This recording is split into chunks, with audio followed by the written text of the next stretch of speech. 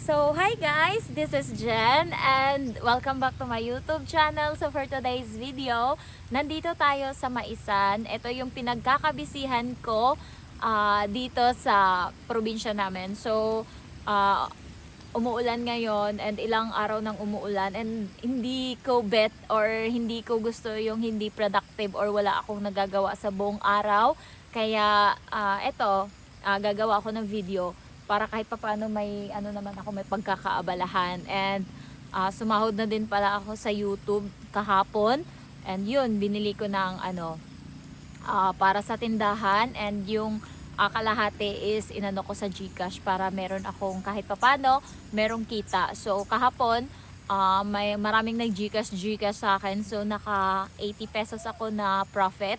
So okay na din yan, 'di ba? Kaysa sa tambay ka tas wala kang pinagkakabalahan or wala kang ginagawa. So at least kahit papano meron kang extra income aside na kahapon is naglinis ako ng bahay and naggawa-gawa din ako. So ipapakita ko sa inyo yung garden ko, and sinimulan ko siya ng maybe April 10. Ayan, sinimulan ko siyang bungkalin yan dito yung lupa kasi pagdating ko sobrang damo niya, and hindi siya hindi siya na pwedeng taniman. So inunti-unti ko siya hanggang sa ayan, may natanim na ako. And nung nakarang araw, nung simula nung umulan, yun yung ginagawa ko. Nagbunot ako dito ng mga damo kasi nga nabisi ako. Siguro mga kalahating buwan ako or mga siguro nga 3 linggo akong nandun sa Maisan. And may video ako doon na nagvo-vlog ako. Kaso nung chinek ko na naman yung phone ko kasi in-upload ko siya, hindi pala siya na-upload, and nabura ko na siya sa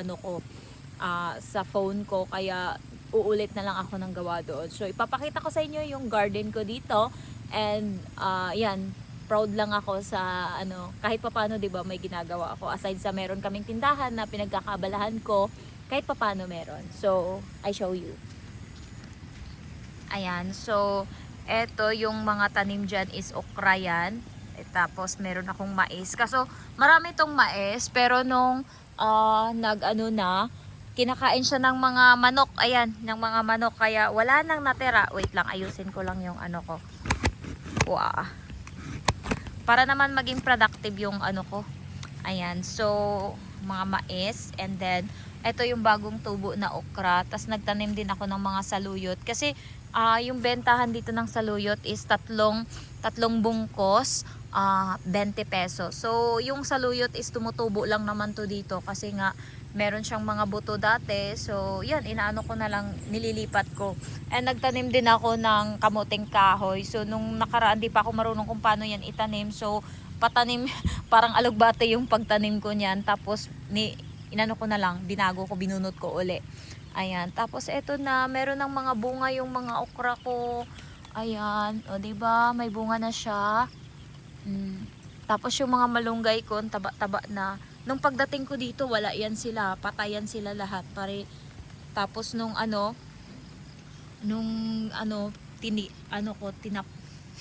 pinutol ko siya. Hindi na ako marunong pinutol ko siya, and then ayan na, tapos ito.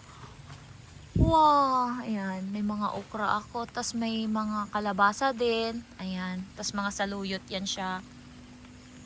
Tapos ayan, gugulay ako mamaya ng tawag nito.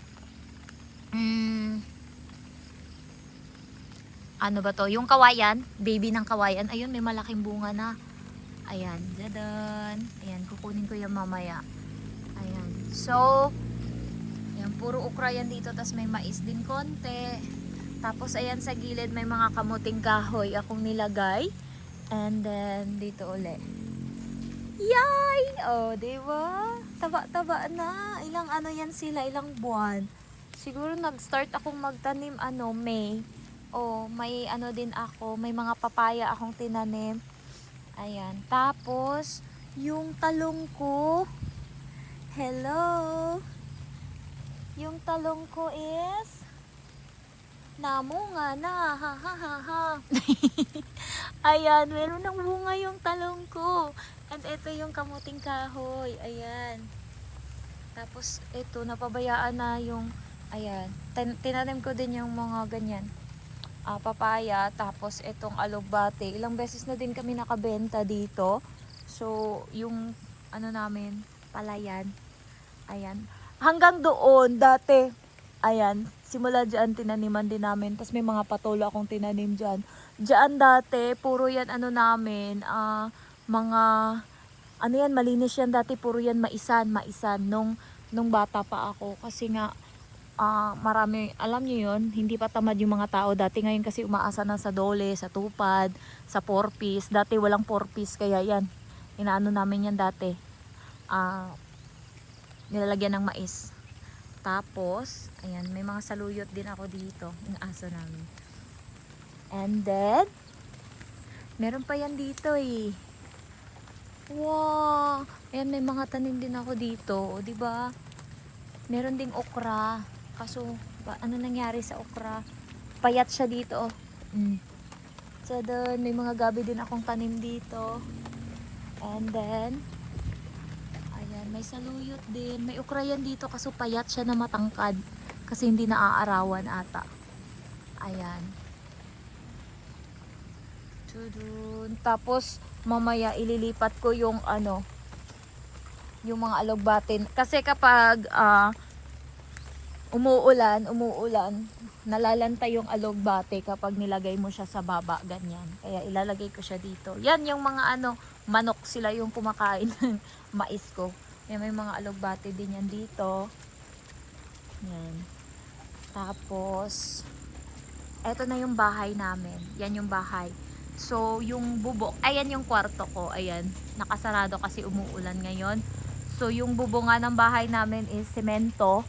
Medyo delikado lang siya siguro pagka naglindol. Pero, ano ko naman na lumindol nung nakaraan, 4.6. Mga alas 11 ng gabi. Ramdam mo talaga yung yung yanig ng ganun ng bahay. Tas yung higaan ko. Tas meron din kaming mga langka, nyog. Ayan, ano yan siya, restaurant yan. Kaso hindi na siya operate ngayon, hindi na siya nag-operate kasi nga matumal. Pero dati rest house yan, dyan ako natutulog. Tas ginawa nilang cafe, restaurant. Tas biglang wala na. Tapos dito, ayan yung lalagyan ko mamaya ng mga alugbate. Ayan, meron din kaming mga ganyan. Ayan. So far, ito yung buhay namin dito sa bukid. Ayan. Ano siya? Masaya dito. I found peace. Ayan. Kusina namin to. Ayan. Kusina namin yan. And yung bahay. Ayan. So, wow! Meron ng hinog. Ha ha ha ha. Oh, sus. Eto oh, may hinog. I will eat this. Wow, may hinog na siya. So, yan. Meron ding isang bago. Ayan. Wow. Hindi ko napansin. So, anuhin ko ito mamaya. Kukunin.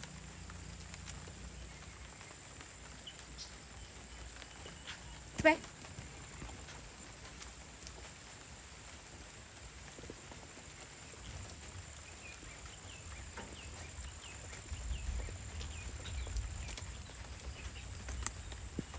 Ayan yung buhay namin dito. Umuulan ngayon. So, napaka-peaceful. Walang stress. Okay na kahit walang pera. Basta hindi ako nai-stress sa buhay. Ayan. So, bye! Mag-garden na ako. And thank you so much sa lahat ng mga subscriber ko na up to now is still nanonood pa rin ng mga video ko. Love you all guys. Bye-bye!